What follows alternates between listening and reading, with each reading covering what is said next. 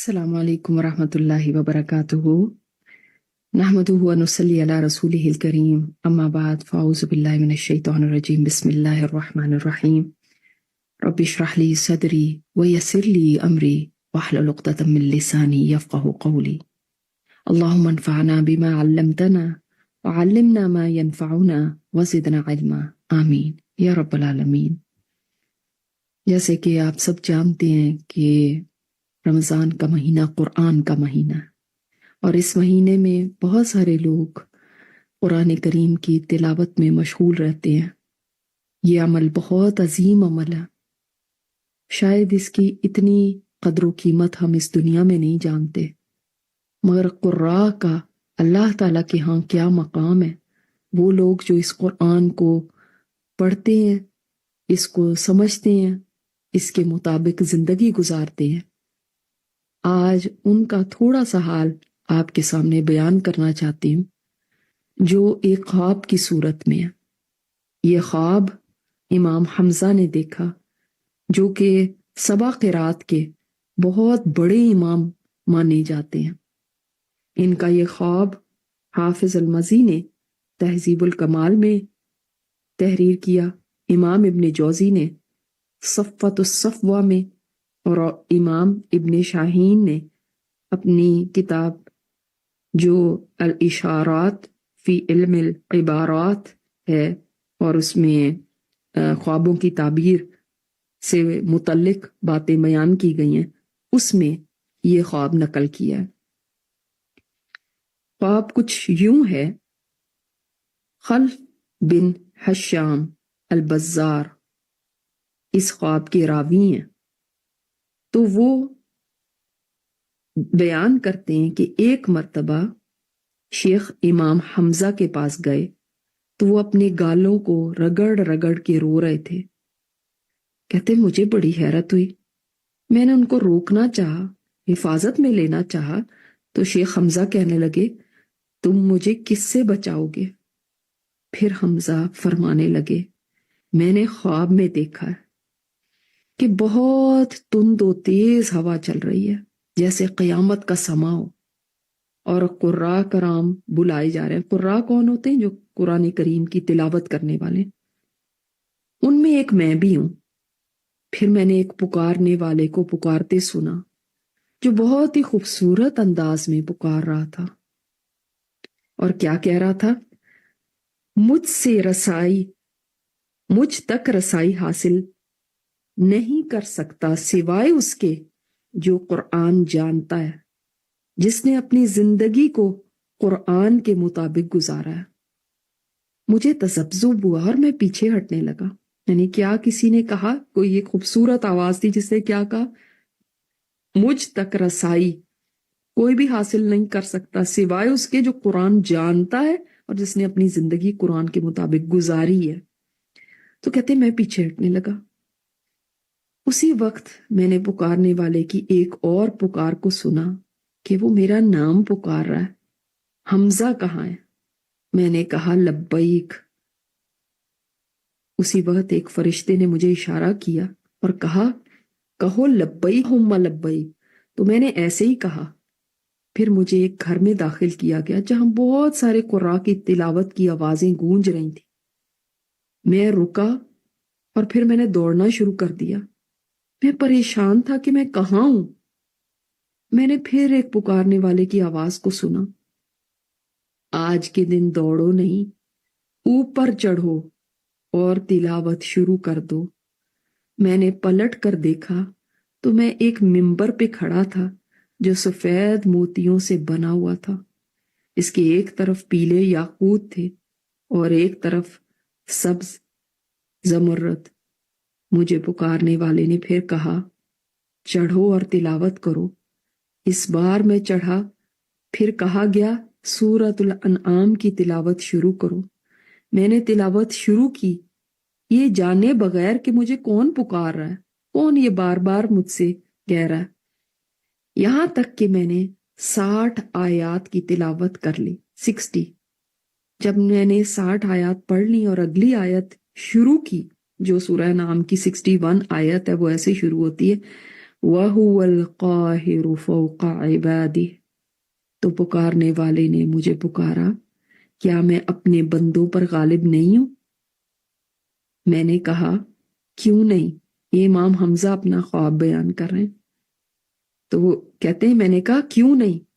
اس وقت مجھے معلوم ہوا کہ پکارنے والا اللہ رب العزت ہے۔ اللہ رب العزت نے فرمایا تم نے سچ کہا، پڑھو۔ میں نے پھر تلاوت شروع کی، یہاں تک کہ پوری سورۃ الانعام پڑھ لی۔ اللہ رب العزت نے پھر فرمایا اور پڑھو۔ پھر میں نے سورہ اعراف شروع کی، یہاں تک کہ اسے بھی مکمل کر ڈالا۔ جب میں نے الاعراف کی آخری آیت شروع کی تو جیسے آپ کو پتہ ہے کہ سورہ اعراف کی آخری آیت کے اینڈ میں سجدہ تلاوت ہے، کہتے ہیں جب میں وہاں تک پہنچا تو میں نے سجدہ کرنا چاہا، اللہ سبحانہ و تعالی فرمانے لگا حساب کا وقت ختم ہو چکا، اب رہنے دو۔ اللہ اکبر۔ آپ کو پتہ ہے یہ آپ صلی اللہ علیہ وسلم کی ایک حدیث بھی ہے نا کہ قرآن کے حافظ کو کہا جائے گا کہ پڑھتا جا اور جنت کی سیڑھیاں چڑھتا جا۔ سبحان اللہ۔ تو وہ پڑھتے جا رہے ہیں۔ اللہ سبحانہ تعالیٰ نے پھر پوچھا تمہیں قرات کس نے سکھائی؟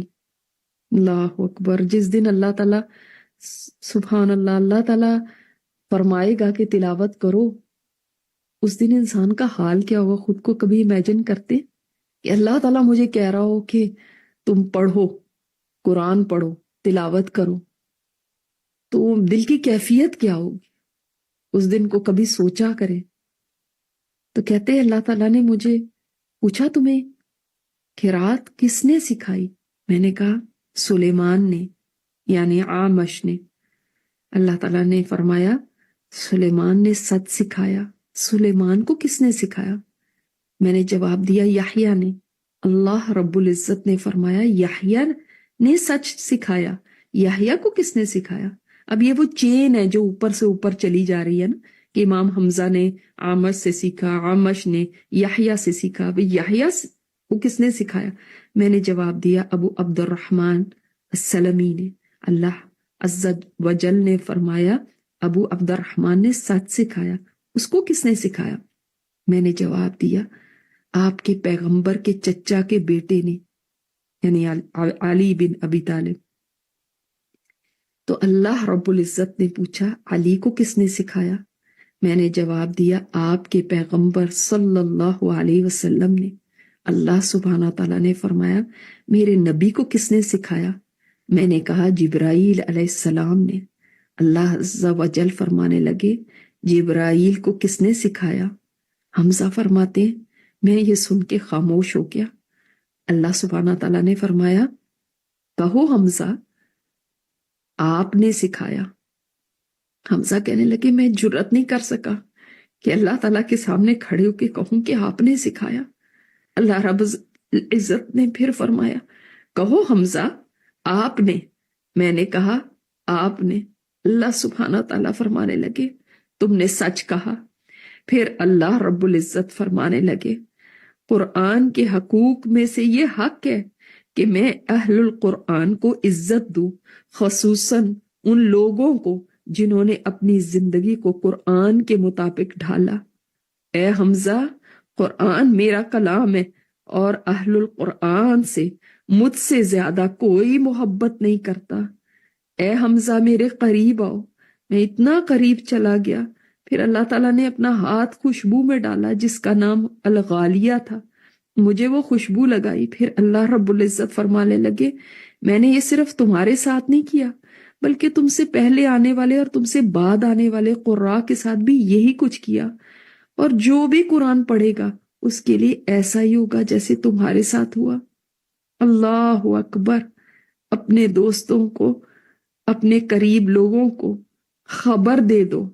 اللہ اکبر۔ اللہ تعالیٰ نے امام حمزہ کو خواب میں فرمایا کہ اپنے دوستوں کو اور اپنے قریب لوگوں کو خبر دے دو۔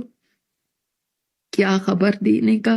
اللہ تعالیٰ نے فرمایا کہ یہ خبر دے دو کہ اللہ تعالیٰ کیسے قرآن والوں کی عزت کرتا ہے اور کیسے ان سے محبت کرتا ہے، یقیناً وہ برگزیدہ اور چنے ہوئے لوگ ہیں۔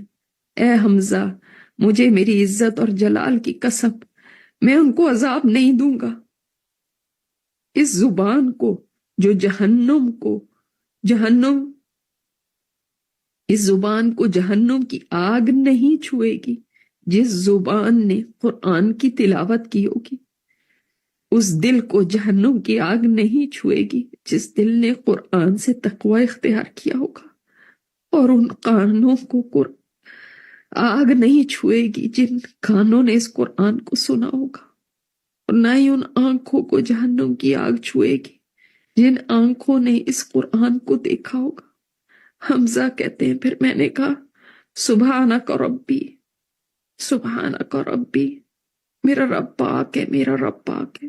پھر اللہ سبحانہ تعالیٰ نے فرمایا اے حمزہ، جو قرآن کو دیکھ کر پڑھتے ہیں ان کو بھی یہ اجر ملے گا، سب کو۔ سبحان اللہ، اللہ اکبر، کہ جو حافظ نہیں ہیں لیکن قرآن کو دیکھ کر پڑھتے ہیں، لیکن انہوں نے اپنی زندگیاں اس قرآن کے مطابق گزاری، اللہ تعالیٰ نے یہ خوشخبری دے دی کہ ایسی آنکھوں کو، ایسے کانوں کو، ایسی زبان کو جہنم کی آگ نہیں چھوئے گی۔ اتنی بڑی سعادت ہے۔ جانتے ہیں آپ صلی اللہ علیہ وسلم نے صحابہ سے فرمایا تھا کہ کچھ لوگ اہل اللہ ہوتے ہیں، تو صحابہ نے پوچھا وہ کون ہے؟ آپ نے فرمایا قرآن والے۔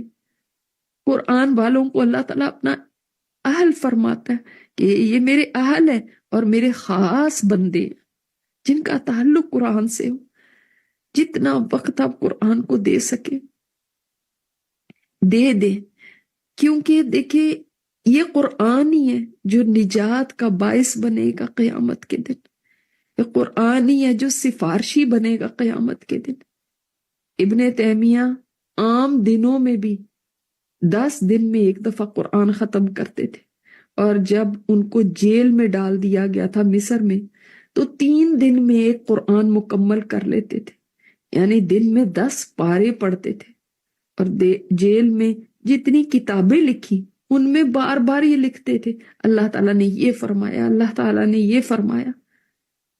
نہیں اتنا قرآن جو پڑھا ہوا تھا، اور جب جیل میں تھے تو 80 مرتبہ قرآن مکمل کیا، اور جب 81st ٹائم جب پڑھ رہے تھے تو جب یہ آیات آئیں کہ ان المتقین فی جنات و نہر، تو فی مقعد صدق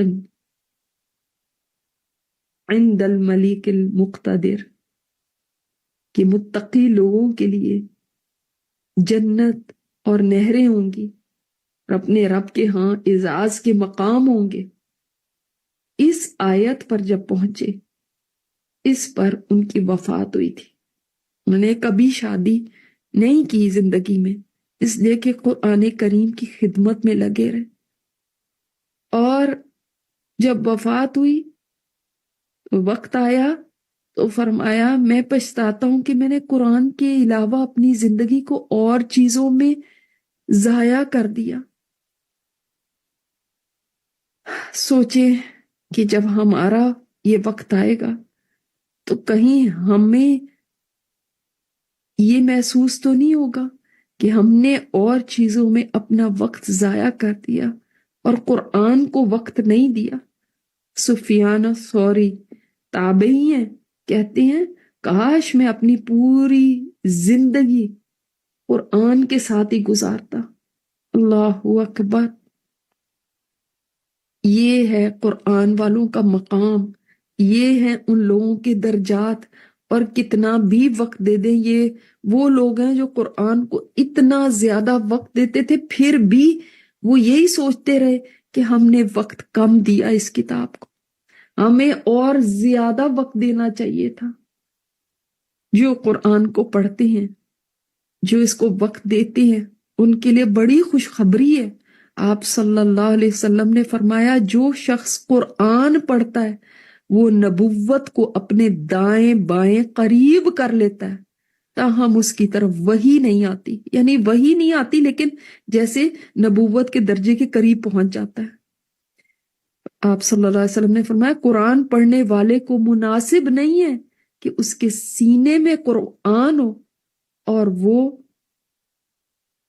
محبت بحثیں کرنے والوں کے ساتھ بحثیں شروع کر دے اور جاہلوں کے ساتھ جاہل بن جائے، یہ اس کو مناسب نہیں ہے۔ سبحان اللہ، یعنی اس کا کردار، اس کا اخلاق ڈیفرنٹ ہونا چاہیے۔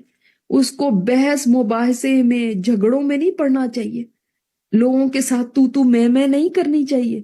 وہ قرآن والا ہے، وہ اہل اللہ میں سے ہے۔ یہ بہت بڑا اعزاز ہے جو کسی اور نیکی پہ یہ نہیں کہا گیا کہ وہ اللہ کے اہل میں سے ہے اور اس کے اسپیشل لوگوں میں سے ہے، مگر قرآن والوں کو کہا گیا جن کا تذکرہ ہی قرآن سے ہو، جن کی نسبت قرآن سے ہو، وہ قرآن کے ساتھ اتنا وقت لگاتے ہو کہ ان کی شہرت ہی قرآن کی وجہ سے۔ تو اللہ تعالیٰ ہمیں ان خوش قسمت لوگوں میں شامل فرمائے جو قرآن کے ذریعے پہچانے جاتے ہیں، اس دنیا میں بھی اور آخرت میں بھی۔ تو یہ بہت ہی خوبصورت خواب امام حمزہ کا میں نے آپ کے سامنے رکھا، جو میرا اپنا بہت ہی پسندیدہ ایک واقعہ خواب کا ایسا ہے، اور آپ بھی اس سے سیکھ سکتے۔ اپنے دلوں میں قرآن کے شوق کو بڑھائیے، اس کو فالتو چیز نہ سمجھیے، اس کے بارے میں یہ سوال نہ کیا کریں کہ قرآن سیکھنا فرض ہے کہ کیا ہے، سنت ہے کہ کیا ہے، یہ نہ کہا کریں، یہ نہ پوچھا کریں۔ اور اللہ تعالیٰ کی اس نعمت پر ہمیشہ شکر گزار رہے۔ یہ بہت بڑی نعمت ہے اور رحمت ہے جو اللہ تعالیٰ نے ہمیں دی بھی ہے، اور شفا ہے دلوں کی بیماریوں کی۔ تو زیادہ وقت قرآن کو دے، اور رمضان کے بعد بھی قرآن کے ساتھ اپنا وقت لگائیے۔ تہیہ کر لیجئے اس رمضان سے کہ میں نے قرآن کو وقت دینا ہے۔ آج آپ کو ایک ایسا میں طریقہ بتانا چاہتی ہوں جس سے اللہ تعالیٰ راضی ہو جاتا ہے۔ وہ کیا ہے کہ جب بھی آپ کھائیں اور پئیں، سحری کے وقت، افطاری کے وقت، یہ رمضان کے بعد بھی ایک عادت بنا لیجئے الحمدللہ کہنے کی۔ آپ صلی اللہ علیہ وسلم نے فرمایا جب بندہ مومن پانی پیتا ہے اور کھانا کھاتا ہے اور الحمدللہ کہتا ہے تو اللہ تعالیٰ اس سے راضی ہو جاتا ہے۔ سبحان اللہ۔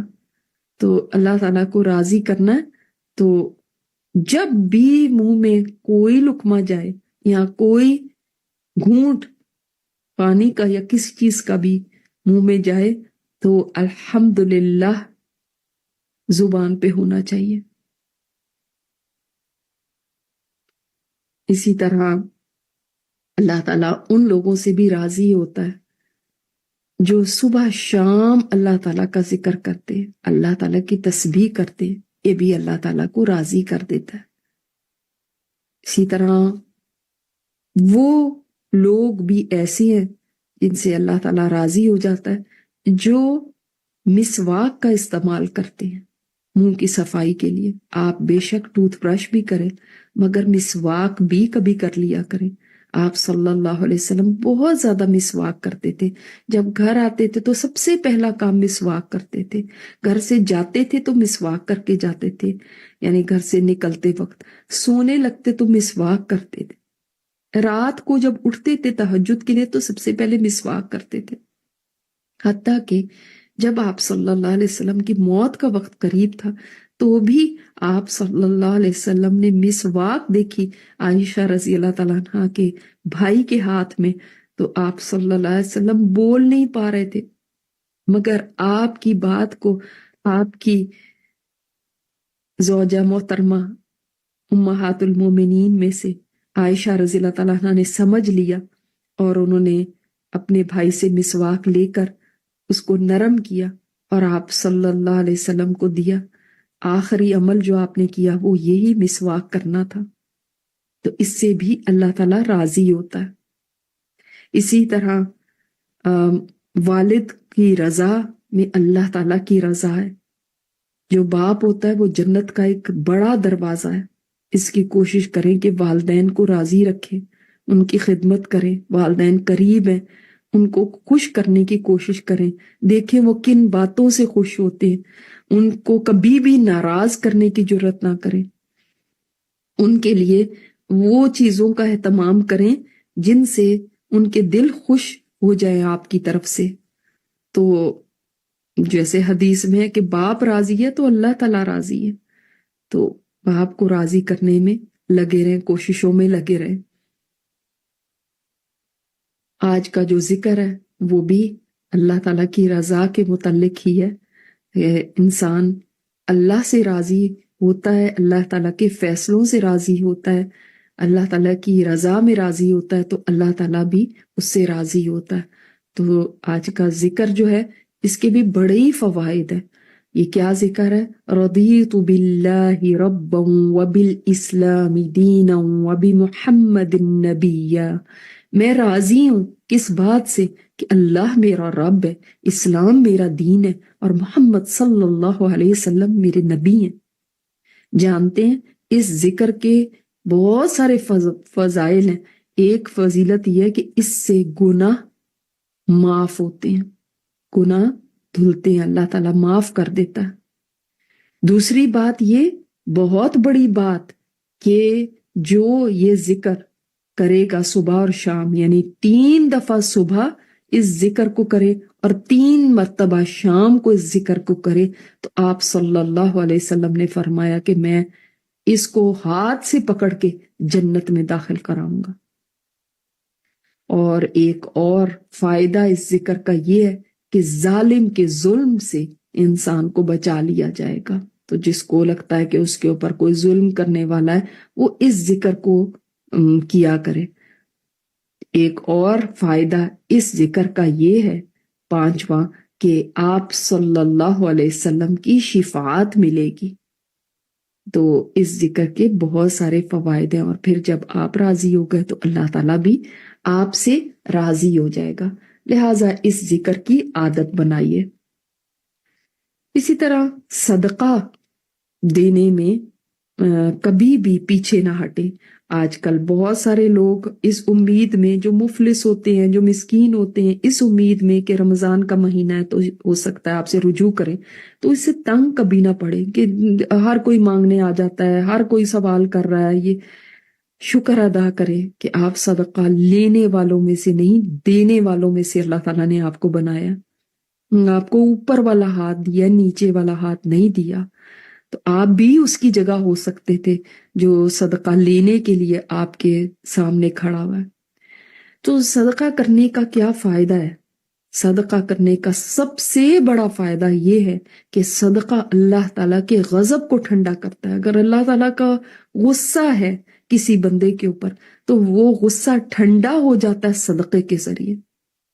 اور اگر کوئی بری موت سے بچنا چاہتا ہے تو وہ بھی صدقہ کرے، اللہ تعالیٰ اس کو بری موت سے بچا لے گا. تو صدقہ انسان کے لیے بہت فائدہ مند ہے. آپ دوسرے کا فائدہ نہیں یہ سوچیں کہ یہ میرا فائدہ ہے اس کے اندر، اور یہ شکر ہے کہ دوسرا مجھ سے لے کر اور مجھے اس نیکی کا موقع دے رہا ہے، کیونکہ قیامت کے نزدیک کوئی لینے والا نہیں ہوگا. انسان اپنا صدقہ لے کے پھرے گا لیکن کوئی بھی نہیں ہوگا جو صدقے کو قبول کرنے والا ہو. لہٰذا ابھی اسی دنیا کے اندر اس چیز کو، اس نیکی کو آپ کر لیں تاکہ اس سے پہلے کہ اس کا وقت ختم ہو جائے، کیونکہ موت کا وقت آ گیا تو پھر بھی صدقے کا چانس ختم ہو جائے گا. پھر انسان کہے گا کہ اللہ مجھے اتنی مہلت دیتا کہ میں کچھ صدقہ ہی کر دیتا، لیکن پھر مہلت ختم ہو جاتی ہے. اسی طرح قیامت کے قریب بھی یہ پھر نیکی اٹھ جائے گی. یہ نیکی آپ کے پاس مال ہو بھی تب بھی آپ یہ نیکی تب نہیں کر سکیں گے، کیونکہ جب کوئی لے گا ہی نہیں تو پھر نیکی کس کے ساتھ کریں گے. تو صدقہ کریں، بہت زیادہ کریں. اسی طرح آپ اگر کبھی سوؤں اور سوتے وقت آپ نے الارم لگایا اور الارم نہیں بجا، جب آپ کی آنکھ کھلی تو اس وقت سحری کا ٹائم بھی گزر چکا تھا، فجر کا ٹائم ہو گیا تھا یا اذان ہو رہی تھی، تو تب بھی چند گھونٹ پانی کے ہی ضرور پی لیں تاکہ آپ کو سحری کا ثواب مل جائے۔ اور سحری میں آپ صلی اللہ علیہ وسلم نے فرمایا کہ برکت ہے۔ اور اگر آپ کی وطر کی نماز رہ گئی تھی، کیونکہ ہمیں چاہیے کہ وطر ہم آخری نماز کو بنائیں، یعنی جب ساری نماز ختم کر لیں تو اس کا اینڈ وطر پہ کریں۔ تو اگر آپ نے تراویح پڑھی رات کو اور آپ نے پھر یہ سوچا تھا کہ میں اٹھ جاؤں گی سحری سے پہلے اور میں وطر ادا کر لوں گی کچھ نوافل کے بعد، تو اب آپ کی آنکھ ہی نہیں جب کھلی تو اب وطر بھی رہ گئے، وہ نفل رہ گئے تو کوئی بات نہیں، یہ وطر بھی رہ گئے، تو اب کیا کیا جائے؟ اب اس کا طریقہ یہ ہے، اور یہ رمضان کے بعد کے لیے بھی یاد رکھیے کہ کبھی بھی آپ کے وطر رہ جائیں کسی بھی وجہ سے، تو اب کیا کر سکتے ہیں؟ اس کا طریقہ کیا ہے ادا کرنے کا؟ تو جب سورج چڑھ جائے، یعنی سن رائز ہو چکا ہے، اس کے بعد سے لے کے ظہر سے پہلے پہلے تک، زوال کے وقت سے پہلے پہلے تک آپ نے وہ جو وطر آپ نے چھوڑے تھے وہ دیکھیں کہ آپ کتنے وطر پڑھتے تھے۔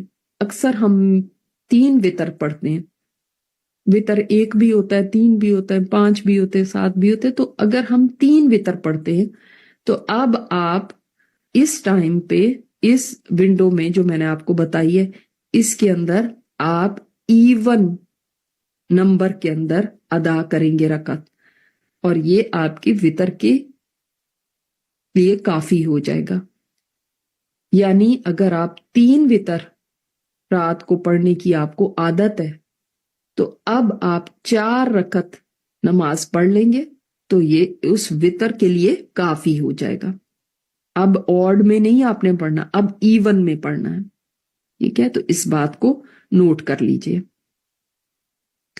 ایک اور بہت ضروری چیز جو میں آپ کے سامنے بیان کرنا چاہتی ہوں وہ یہ کہ جب بھی آپ فرض نماز ادا کر لیں تو اس کے بعد آیت الکرسی ضرور پڑھیں۔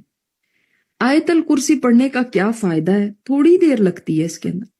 فائدہ یہ ہے کہ آپ صلی اللہ علیہ وسلم نے فرمایا کہ جو نماز کے بعد آیت الکرسی پڑھ لیتا ہے تو اس کے اور جنت کے درمیان صرف موت ہے، صرف موت ہے، یعنی جو ہی موت آئے گی انسان جنت میں داخل ہو جائے گا۔ یہ اتنا عظیم عمل ہے، اتنا بڑا عمل ہے، تو ایسا نہیں کہ فوراً اٹھ کے بھاگنے کی کریں سلام پھیرنے کے بعد، بلکہ نماز کے بعد کے اذکار بھی کیجئے اور آیت الکرسی لازمی پڑھیے ہر فرض نماز کے بعد۔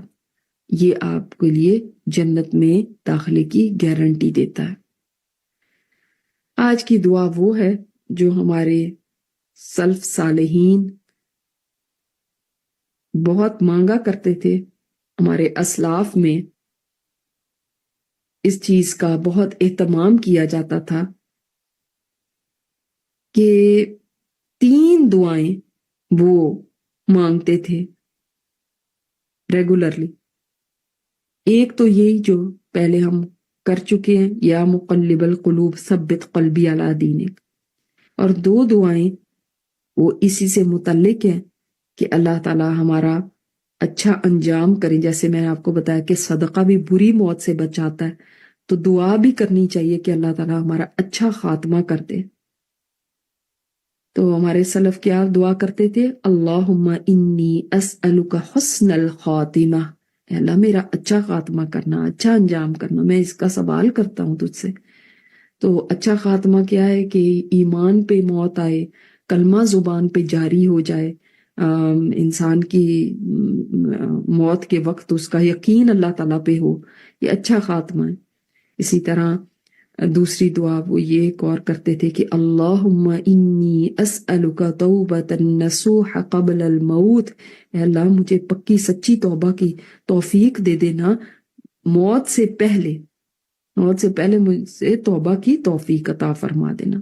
اس دعا کو اگر آپ وقف کے ساتھ پڑھیں گے تو توبۃ نصوحا، اور اگر وقف کے بغیر پڑھیں گے تو توبۃ نصوحا۔ یہ دعائیں بہت پیاری دعائیں اور ہماری بہت بڑی ضرورت ہے. جس نے توبہ کر لی موت سے پہلے تو اس کی بخشش ہو گئی، پھر اس کے لیے آگے بہت آسانیوں کے معاملات ہوں گے. اور توبہ کے بغیر دنیا سے چلے جانا، ہو سکتا ہے کہ انسان کو پھر حسرت ہو کہ کاش میں توبہ استغفار کر لیتا. تو توبہ کو معمول بنانا چاہیے اور اللہ تعالیٰ سے توفیق بھی مانگنی چاہیے توبہ استغفار کی، کیونکہ انسان بعض دفعہ توبہ کرنے میں بہت سستی اختیار کرتا ہے اور تو بعض دفعہ توبہ اس طرح سے نہیں کرتا جیسے کہ ہونی چاہیے. اللہ تعالیٰ اس کی بھی ہمیں توفیق عطا فرمائے. سبحانک اللہم و بحمدک نشہد ان لا الہ الا انت نستغفرک و نتوب الیک. السلام علیکم ورحمۃ اللہ وبرکاتہ.